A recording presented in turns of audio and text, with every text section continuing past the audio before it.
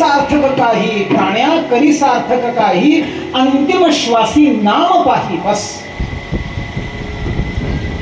भागवतकार पुढे सांगतात, राजा शुकाचार्य सांगतात राजाला, अरे राजा, शेवटच्या क्षणी नाम आल्यानंतर काय होतं बघ ना. जीव मोक्षाला कसा प्राप्त होतो. मी व्यवहारातलं उदाहरण देतो, म्हणजे मग मला इथे सांगितलेलं तुम्हाला सांगणं सोपं जाईल. उपग्रह सोडलेला बघितलाय तुम्ही टीव्हीवर? सोडतात उपग्रह श्रीहरिकोट्टा या स्थानावरून. मला सांगा, उपग्रह सोडल्यानंतर शास्त्रज्ञ टाळ्या वाजवत नाही. तुम्ही पुन्हा एकदा बघा, ते टाळ्या कधी वाजवतात?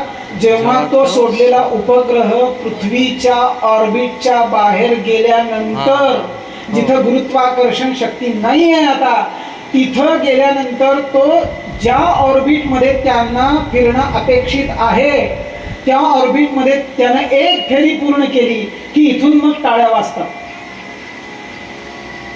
हा उपग्रह आहे काय 70-80 वर्ष जगणारा. हा सुटणार आहे या स्थळावरून केव्हा? शेवटचा श्वास घेतल्यानंतर. हा इथून सुटला की देह पंचभौतिक आहे, तो इथंच राहणार आहे. जी उरलेली 18 तत्व आहेत त्या 18 तत्वांना घेऊन सूक्ष्म देह निघाला. हा उपग्रह निघाला बरं का. गुरुत्वाकर्षण कक्षाच्या बाहेर गेला. तिथं गेल्यानंतर तो स्थिर होतो.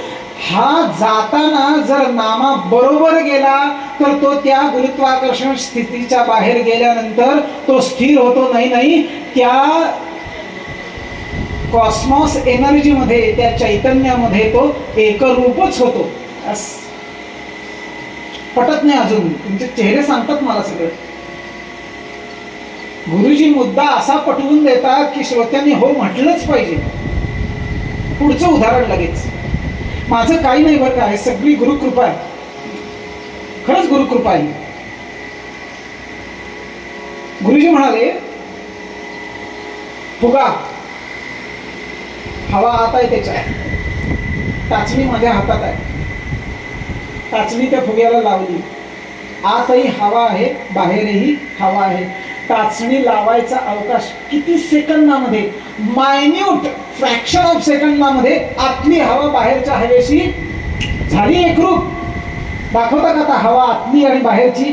तेच घडते महाराज. शेवटचा श्वास काय आहे? नाम आणि भगवंताची शक्ती, ह्या दोन्ही गोष्टी वेगळ्या नाहीत. नाम, नामी, नामस्मरण त्रिपुटी एकच आहे महाराज. त्यामुळे नामधारक त्यांनी शेवटच्या श्वासाला नाम घेतला की तो नामधारक त्या नामस्मरणामुळे त्या नामीमध्ये एकरूप होतोच.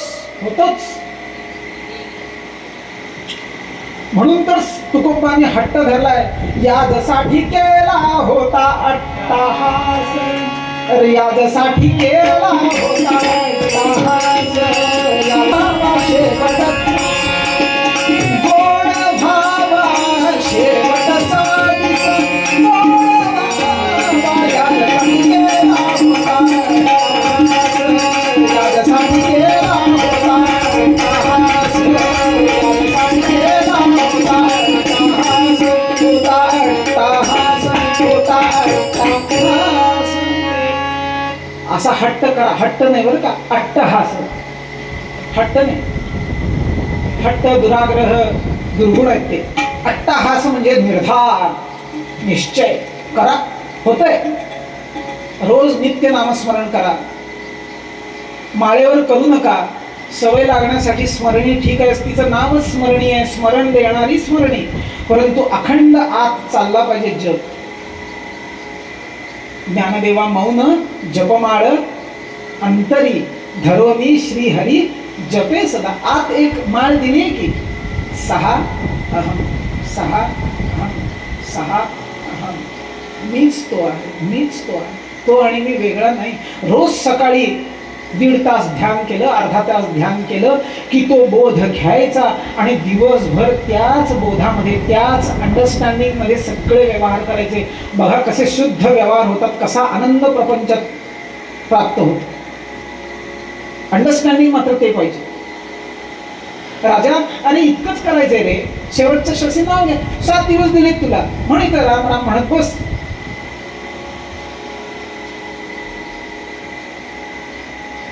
शुकमुनी राजाला उदाहरण देत आहेत.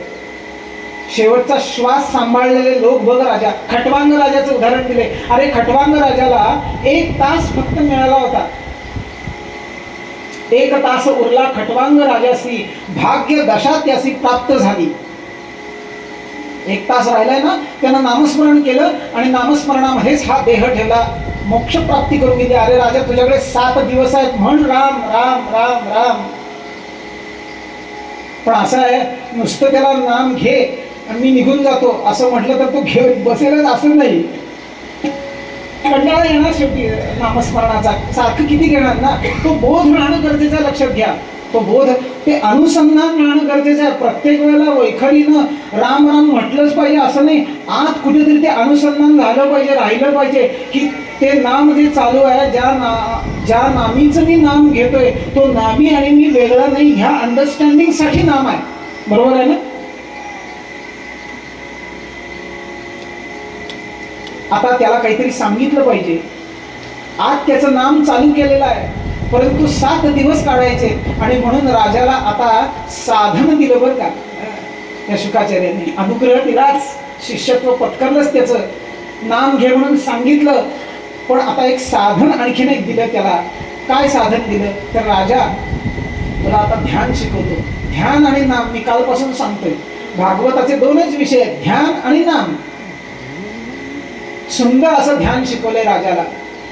ध्यान त्याला करता यावं यासाठी भगवंताची एक स्थूल मूर्ती त्याच्या डोळ्यासमोर उभी केली आहे. आमच्या सगळ्या संतांनी भागवतातल्या या सगळ्या भगवंताच्या विग्रहांचं जे वर्णन आले ते डोळ्यासमोर ठेवूनच अभंग रचना केली बरं का.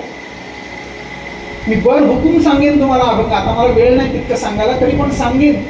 उभा देखिला भीमा तिरी हा जो अभंग आहे ते वर्णन घ्या आणि इथलं वर्णन घ्या, अगदी बर हुकूम आहे. असं भगवंताचं एक सुंदर रूप त्याच्या समोर ठेवलं आणि राजाला सांगितलं, राजा या रूपाचं तुला आता ध्यान करायचं. परंतु ध्यान करताना मनामध्ये वैराग्य वृत्ती असली पाहिजे. आणि ते वैराग्य कसं असावं याचे काही ठोकताळे दिलेले आहेत. थोडंसं नकारात्मक भाषा वापरलेली आहे भागवतकारांनी. अरे राजा, हे मस्तक भगवंताच्या चरणी ज्यांचं लीन होत नाही ते त्यांचं मस्तक नाही आहे, तर या देहावरती ठेवलेला धोंडा आहे. जे डोळे भगवंताचा विग्रह मूर्ती पाहत नाहीत ते डोळे नाही आहेत, तर मोराच्या पिसावरती जे डोळे असतात तसले बिनकामी डोळे आहेत. सुंदर कान दिले, ज्या कानाने श्रवण करायचं भगवंताच्या कीर्तिकथा. त्या कीर्तिकथा जे कान ऐकत नाहीत ते कान नाही आहे, तर उंदराची बिळ आहे. जी जीभ भगवंताचं नामस्मरण करत नाही ती जीभ नाही आहे, ती बेडकाची जीभ आहे. जे हात भगवंताच्या शिवालयामध्ये जाऊन, मंदिरामध्ये जाऊन त्याच्या सेवेमध्ये राबत नाहीत ते हात जिवंत मनुष्याचे नाही आहे, ते मुडद्याचे हात आहेत. जे पाय खणखणीत आहेत तरी सुद्धा वारी करत नाहीत, भगवंताची तीर्थयात्रा करीत नाहीत, ते पाय नाही आहेत, झाडाचे खांब आहेत, बुंधे आहेत. का असं सांगितलंय? आमचे डोळे उघडावेत, प्रत्येक इंद्रियाने भगवत सेवेमध्ये राबवावं यासाठी इथं राजाला हा थोडासा नकारात्मक दृष्टिकोनातून नाही असं सांगून थोडासा उपदेश केलेला आहे. आणि ध्यान करायला त्याला सांगितलं. राजा थोडं ध्यान चिखला करू लागला, परंतु राजा शुकाचार्यांना म्हणतोय, तुम्ही जे काही आत्ता सांगितलं ना ते सगळं योग्यांसाठी आहे, माझ्यासारख्या रोग्यांसाठी काय आहे ते सांगा. आम्ही काय योगी नाही. कलियुगात कोण आहे योगी? कोणी नाही योगी. लक्षात, योगी होणं अवघड आहे कलियुगामध्ये.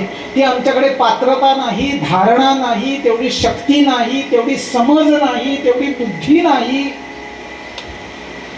योग्यानं देह कसा ठेवायचा तुम्ही सांगितलं, रोग्यानं कसा देह ठेवायचा ते सांगा. तुमच्या माझ्यासाठी फार उपयोगाचं आहे, ते सोडून द्या ध्यान वगैरे. पुढे उद्या येणार आहे सोपं ध्यान कसं आहे ते. उत्तर दिलं शुकाचार्य, बरोबर आहे राजा, तुझं बरोबर आहे. अरे हा योग मार्गातला ध्यान विधी खूप अवघड आहे. हे बघ, साधं सोपं सरळ सांगतो. तस्मात् सर्वात्मना राजन् हरिः सर्वत्र सर्वदा श्रोतव्यः कीर्तितव्यश्च स्मर्तव्यो भगवन् नाम। तस्मात् सर्वात्मना राजन हरी सर्वत्र सर्वदा, हा हरी सर्वत्र आहे, सर्वदा आहे, सर्व रूप आहे अशी धारणा कर आणि श्रोतव्य कीर्तितव्यश्च स्मर्तव्यो भगवन् नृणाम। पुन्हा ते झालंय बघा, कीर्ती कथा श्रवण कर, त्याच्या नामाचं कीर्तन कर, त्याच्या रूपाचं ध्यान कर आणि त्याचंच पूजन कर, बस।